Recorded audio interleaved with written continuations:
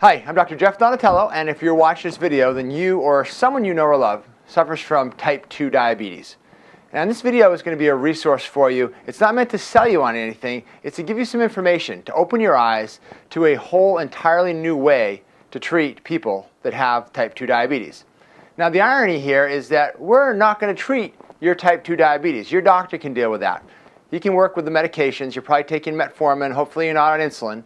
But if you are, those levels can all come down, and that's done through your doctor. But what I do here is we get to the cause of why that blood sugar is going up slowly through the years. So, you may be on those medications, but your health is, quietly going downhill over time. You're noticing that you're not sleeping well, you're putting on weight no matter what you do. Sexual dysfunction is a big part of this disorder, and we don't talk about that too often, but we both know if you're watching this video, then more than likely you have sexual dysfunction. Itchiness in your legs, it just goes on and on and on and on. It's not a real fun thing to have, and if you've never had a family member die from diabetes, then most people don't know just how serious a disease it is. It's the #1 cause of blindness in our country, loss of limbs. It's the #1 cause of renal or kidney failure. But it's not a good thing, and I'm real happy that you're watching this because there are ways to get your blood sugar under control that you probably don't know about, and your doctor has just pretty much given you the drug and said, have a good life. It's not the way to treat people. It can save you temporarily, but there's a honeymoon period. You have to find out why your blood sugar is going up and up and up and your health is going downhill. So we're going to talk a little bit about what happens with diabetes right now. You probably understand that you weren't diagnosed with diabetes unless you had a fasting 12-hour fast blood sugar of 127 or higher, and that has to happen twice. But if you're in that range of 100 to 126, then you're pre-diabetic, and you may even be diagnosed with type 2 diabetes, or you may have what's called metabolic syndrome. Either way, your blood sugar is not in that functional norm, which is 85 to 100.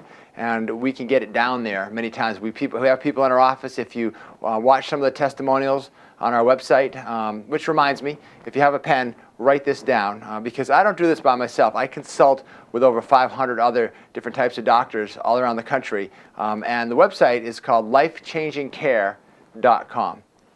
lifechangingcare.com. And if you want to go to my website, if you haven't been there, it's Donatello, DONATELLO, BBT.com.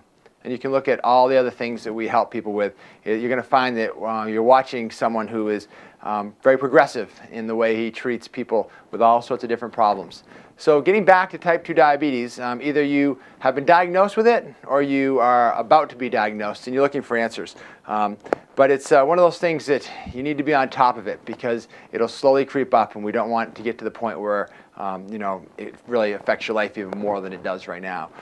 So there's different ways you can lower your blood sugar, but what you have to understand is that when your blood sugar goes up, that causes inflammation, and it causes brain inflammation. And your brain needs two things. It needs fuel, and it needs activation. And that's why I wrote my book, Energize Your Brain, Change Your Life, an introduction to exercise with oxygen therapy. Because what we do here in the office is we look at your body from a two-pronged approach. We look at it neurologically and metabolically. We want to see what's happening within that brain. And there's lots of different therapies we can do to help the brain heal up. Because your brain is kind of like a muscle. When you go to the gym, you work those muscles. Well, your brain, if you don't use it, you lose it. And it's called neuroplasticity. You can make connections with those 100 million neurons that are in your brain. You can start to connect, and even if you have inflammation, you can get the neurons to heal, and you can get a much better, higher functioning brain. And when that happens, your body gets better. You start to sleep better, you start to get more energy back, and your blood sugar can start to stabilize. So we look at it neurologically and metabolically. But what you have to remember is type 2 diabetes is a progressive disorder. It does not get better on its own unless you change some things. So what's my secret? This is what it comes down to. You haven't been tested properly, more than likely. Have you had your adrenals looked at? More than likely not. Those contain your stress hormones, and cortisol is a hormone that is released into your body secondary to stress. And if those hormones are all over the place, if your cortisol levels are high, you're not going to be sleeping well, you're going to have energy issues. You have to test the adrenals. It's very, very important. Your adrenals will drive your blood sugar. They'll drive the blood sugar all day long if you're highly stressed. So what do? We look at blood, we look at adrenal function, we look at food sensitivities. We look at gluten, dairy, soy, egg, and yeast. If you have sensitivities to any of those foods, that can be your problem. And you wonder why after you eat gluten or dairy, your blood sugar spikes. Well, you could be sensitive to it. And there's ways to test for it. There's a DNA test that I bet you haven't had done yet that you need to have done. So adrenals, sensitivity testing. We got to look at your blood from a different standpoint. Medical doctors look at blood work from a lab range, a real wide range.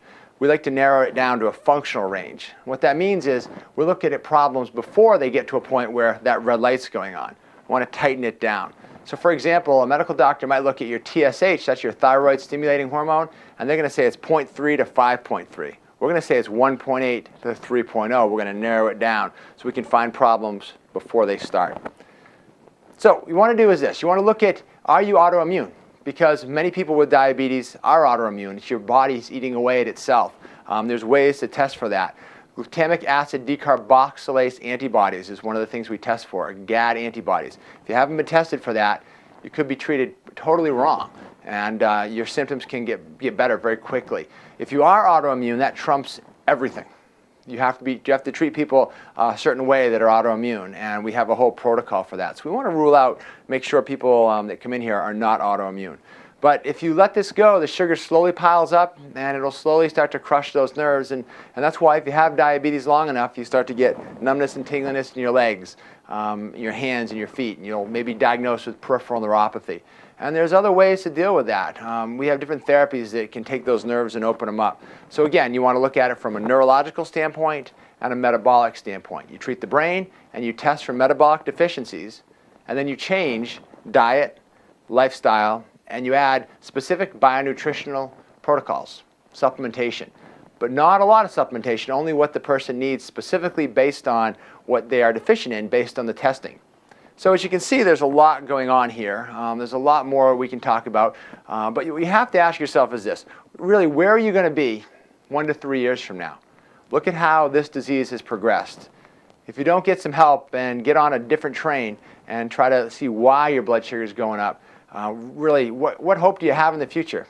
But I want to let you know that we have patients all the time in our office get off their insulin. Their medical doctor takes them off their insulin. Their metformin levels go way down. There is hope. But you got to give our office a call and set up an appointment. What we'll do is we'll have you come in, we'll do a complete neurological exam. Quite frequently, insurance covers that, and then we'll have you come back in. We usually try to have you do this with your spouse because you guys should be together on this if you get better, if you have a spouse. And then we have you come back in for visit 2, and we'll do a report of findings to lay out a plan. What will it take to get your health back? Because there is hope. There should be hope, and there are answers. But you just got to find out what the cause of your problem is, and not just take a drug and hope for the best. I hope that this video was informative, and I hope to be able to help you in the near future. Have a good day.